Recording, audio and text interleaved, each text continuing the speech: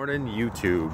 So I was listening to Gary V's, or not listening, I was reading Gary V's book last night, Crushing It. And you know, that book is so good at getting you motivated and so good at like telling you stories that people like me work a 9 to 5 and then they figure something out and they just keep drilling in on it. And I feel like this is that start for me, and this is where I'm going. I mean, I'm going to get a selfie stick so you don't have to look at me like this the entire time, every post, and talk about the same stuff. I want to start coming up with an agenda for any of these longer videos.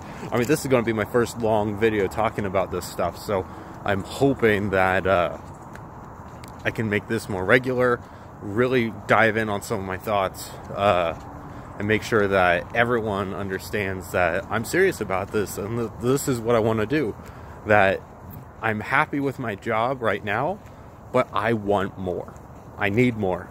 And there's so much more that I find more interesting, whether it's my own game design ideas or an eSports in the Seattle area, which seems absolutely vacant. So Paul Allen, Tobias Sherman, any of the Seattle Seahawks, any of the people investing in Key Arena to make the make it more NHL appropriate.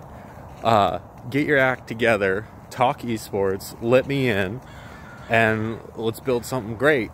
But in the meantime, I'm going to figure out, I'm not stopping. I'm not going to wait and find the right answer. I'm just going to do it. I'm going to file for like a business license. I just went through that process with my wife. She's starting her bakery. Tasty Spoons Bakery, if you want to look it up on Facebook. Same name, same Instagram name, do that. But with esports last night, I was just thinking, like, what is missing? And like, so I mean, Seattle, it's basically vacant. There's like nothing going on here. There's been a couple attempts that have all failed or fallen through or just not really promoted very well. And I mean, the only thing I can think of right now is all the college stuff going on. There's so much push. The NCAA is starting to get involved, figuring out where their involvement is, which is really cool. So I know that UW, Western, Central, Wazoo, they're all going to be needing directors of their programs. It's like, okay, what's that look like? There's kids who play these games way more than I do, so I couldn't do a coaching position. I could certainly do a manager position. There you go. What's that look like pay-wise, as this is brand new? Probably not as lucrative as it will in 2, 3, 4 years. And so, is it worth taking that bump back? How do I sell myself to these people? That's the kind of stuff I'm trying to figure out. And so, on the side, like, until I can get in on that wave, if that's the direction I want to go in, I'm looking at it. I don't know if that's where I want to go. If I want to start my own team, how do I get started? How am I starting? So I'm going to get that business license. I'm going to start reaching out to these college students, because until the NCAA says this is what we got to do and this is how we're going to protect the students, or protect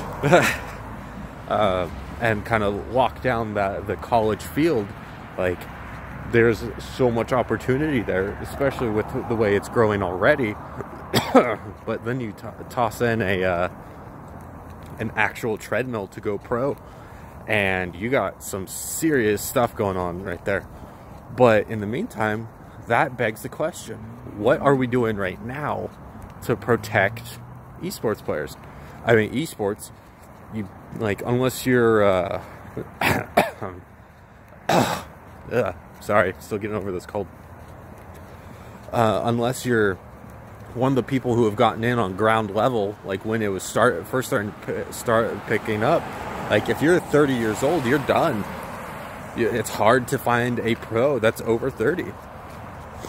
And I mean, that's because a lot of games are just starting, Overwatch for example, but like at the same time, Counter-Strike has been around for how freaking long? So, and you might have 2, 3, maybe 4 pros over 30. So where's the pro circuit? Or where's the senior circuit?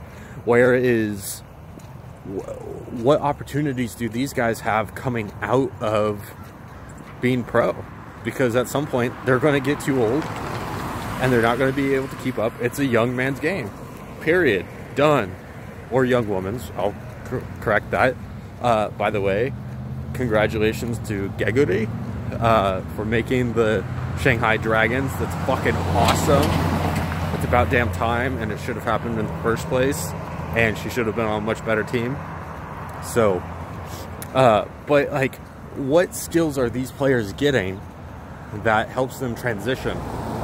Well, I mean, if I was running a game studio, I'd be fucking hiring them, because these guys are going to know balance, they're going to know game mechanics, they're going to know what's fun for them as an FPS player, as a MMO arena player, as a Rocket League car driver kind of deal. So they have design instincts, they have business instincts, because maybe they're the ones who negotiated the contract. You don't know. Maybe they just picked up a lot from negotiating contracts with their lawyer or whatever. But they have a lot of perspective, and they're going to be the ones who find the most insane bugs, and they're going to say this is important for esports players. How many bugs as game developers do you know are being logged because it's important to that esports demographic? Practically none, unless you were like Amazon and doing the Breakaway alpha, because that game was for esports. Tobias Sherman in Foundry 4, he's making a game, he's making games for esports. So if he's needing that, you bet your ass he's hiring pros. He's doing all of that to make sure that his esports title is actually going to be legit. So, and you need that kind of expertise, but are you going to get those guys who are in their prime playing esports, winning tournaments, being coached and being bought out by brands and everything? Like, no, you're not going to get them, because that's not where the money's at. But to transition out, to be like, yeah, I'm kind of playing esports doesn't make me happy anymore, but maybe coaching does, or maybe advising and building games does. I mean, how many people don't want to make video games? A lot of people, but you know, for me, that's my high, is like that pre-production, when you're going through the ideation phase, you're brainstorming, and you are just building and building and building and trying and failing and building some more. Like, that shit's exciting to me, and I can't wait to do more of that. Like, that's really cool. So and you know, thinking about what we're doing for esports in their futures, and it's like how we transition them out and everything. But there's also things like the Dygma keyboard, the Raise, that was just on Kickstarter, with a really awesome idea, really great, and I love that it came from an esports professional who created that, and he worked with the team to make that happen. So that's really cool, in that he's starting to think about esports players now and their health, but then also keyboards and peripherals like that are going to be what keeps people healthy going forward. And so, and maybe that's what feeds that senior league. Having a good keyboard makes it so that they can keep playing. So, you know what? It makes sense. There's obviously going to be an ecosystem for it. And over time, you're going to have these all-stars. You're going to have that esports Hall of Fame. And you're going to want to see that all-star show during the international, because it's not just people who are playing right now, it's people that your dads, or the new age generation, whose dads were watching. And so now you're crossing generations of when esports actually applies to people.